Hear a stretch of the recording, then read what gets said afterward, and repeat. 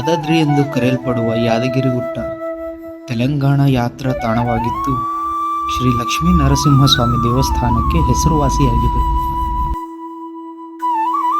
ನೀವು ನೋಡ್ತಾ ಇದ್ದೀರಾ ತೆಲಂಗಾಣ ರಾಜ್ಯದ ಭುವನಗಿರಿ ಜಿಲ್ಲೆಯ ಬೆಟ್ಟದ ಮೇಲಿರುವ ಪ್ರಾಚೀನ ಯಾದಗಿರಿ ಗುಟ್ಟ ದೇವಾಲಯ.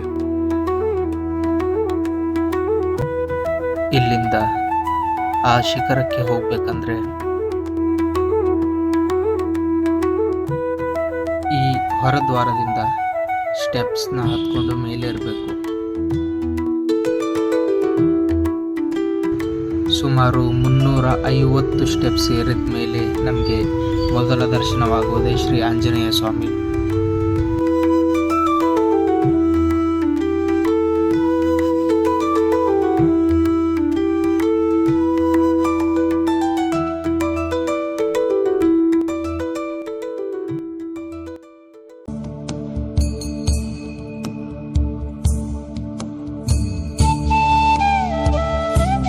ಈ ದೇವಸ್ಥಾನವು ಸುಮಾರು 1500 ವರ್ಷದ ಇತಿಹಾಸವನ್ನು ಹೊಂದಿದೆ.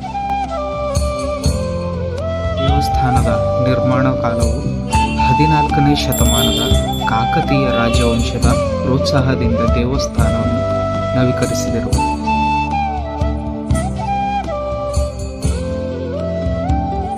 ಈ ದೇವಾಲಯವು ವಿಜಯನಗರ ಸಾಮ್ರಾಜ್ಯದ ಕಾಲದಲ್ಲಿ ನಿರ್ಮಿತವಾದದ್ದು.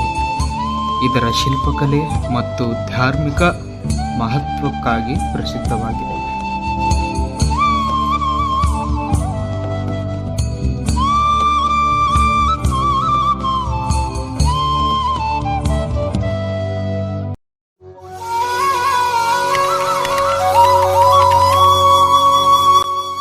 ತ್ರೇತಾಯುಗದಲ್ಲಿ ಯಾದ ಮಹರ್ಷಿ ಎಂಬ ಋಷಿಯು ಶ್ರೀ ನರಸಿಂಹಸ್ವಾಮಿಯ ತಪಸ್ಸು ಮಾಡಿದ್ರು.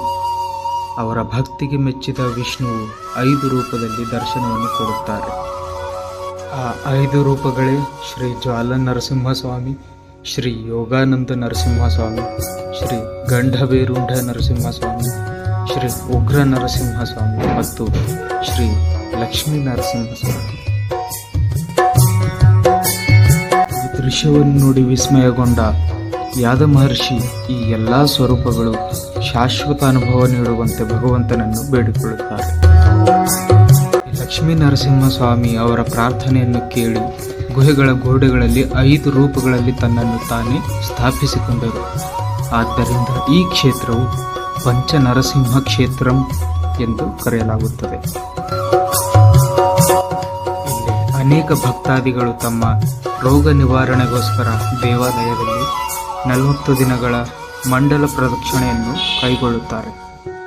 ಈ ದೇವಸ್ಥಾನದ ಒಳಗಡೆ ಮೊಬೈಲ್ನ ಅನುಮತಿ ಇರದ ಕಾರಣ ನಿಮಗೆ ಒಳಗಡೆ ಇರುವ ದೃಶ್ಯವನ್ನು ಎಕ್ಸ್ಪ್ಲೈನ್ ಮಾಡುವ ಪ್ರಯತ್ನವನ್ನು ಮಾಡುತ್ತೇನೆ. ದೇವಾಲಯದ ಒಳಭಾಗವು ವಾಸ್ತುಶಿಲ್ಪದ ವೈಭವ ಮತ್ತು ದೈವಿಕ ಶಕ್ತಿಯಿಂದ ಕೂಡಿದೆ. ದೇವಾಲಯದ ಗೋಡೆಗಳು ಮತ್ತು ಕಂಬಗಳು ಕೆತ್ತನೆಗಳು ಮತ್ತು ಶಿಲ್ಪಗಳಿಂದ ಅಲಂಕರಿಸಲ್ಪಟ್ಟಿವೆ.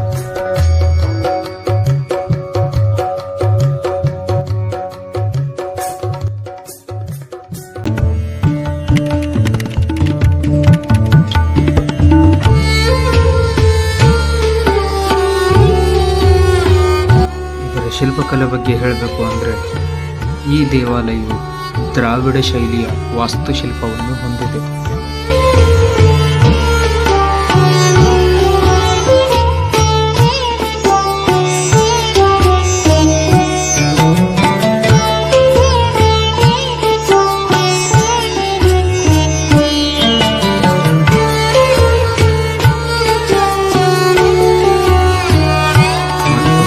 ಮತ್ತು 22 ಮೀಟರ್ ಎತ್ತರದ ಸುಮಾರು 12,000 ಟನ್ ತೂಕದ 7 ಅಂತಸ್ತಿನ ಈ ಒಂದು ಮುಖ್ಯ ದ್ವಾರವನ್ನು ಕೂಡ ನಿರ್ಮಾಣ ಮಾಡಿದ್ದಾರೆ.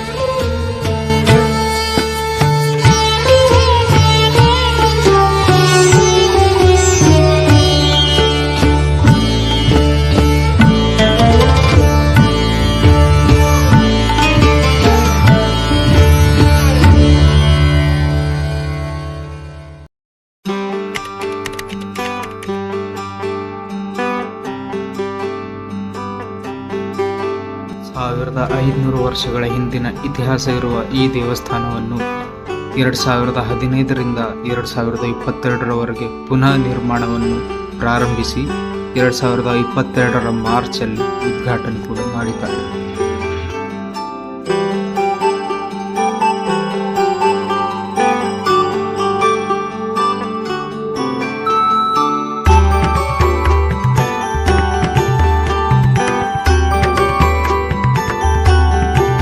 ಇದರ ನಿರ್ಮಾಣದಲ್ಲಿ ಸಿಮೆಂಟ್ ಬದಲಿಗೆ ಪರಂಪರೆಯ ನಿಯಮಗಳನ್ನು ಅನುಸರಿಸಿ ಹರಟಿಕಾಯಿ, ಬೆಲ್ಲ ಮತ್ತು ಸೆಣಬಿನ ಪದಾರ್ಥಗಳೊಂದಿಗೆ ತಯಾರಿಸಿದ ಸುಣ್ಣದ ಗಾರೆ ಬಳಸಲಾಗಿದೆ.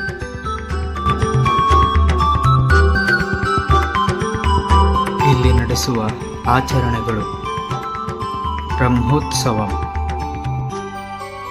ಇದು 10 ದಿನಗಳ ಕಾಲ ನಡೆಯುತ್ತದೆ.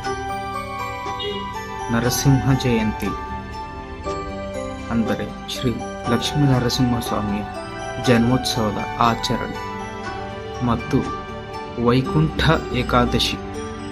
ಇದು ಶ್ರೀ ವಿಷ್ಣುವಿನ ಭಕ್ತರ ಪವಿತ್ರ ದಿನವಾಗಿದೆ.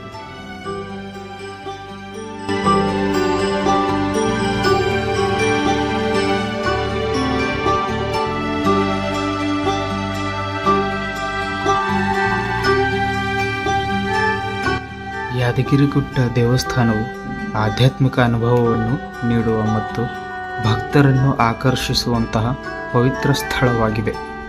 ಹಾಗೆ ಇದು ಕಲೆ ಮತ್ತು ವಾಸ್ತುಶಿಲ್ಪದ ಅದ್ಭುತವಾದ ಸಮ್ಮಿಲನ ಎಂದು ಕೂಡ ನಾವು ಹೇಳಬಹುದು.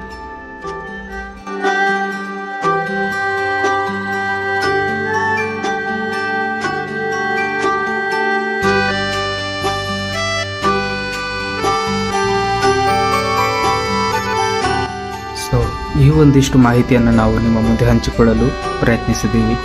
ವಿಡಿಯೋ ಇಷ್ಟ ಆಯಿತು ಅಂದರೆ ನಿಮ್ಮ ಫ್ಯಾಮಿಲಿ ಫ್ರೆಂಡ್ಸ್ ಜೊತೆ ಶೇರ್ ಮಾಡಿ, ವಿಡಿಯೋನ ಲೈಕ್ ಮಾಡಿ ಮತ್ತು ಚಾನೆಲ್ನ ಸಬ್ಸ್ಕ್ರೈಬ್ ಮಾಡಿ. ಸಿಗೋಣ ಮುಂದಿನ ವಿಡಿಯೋಗೆ.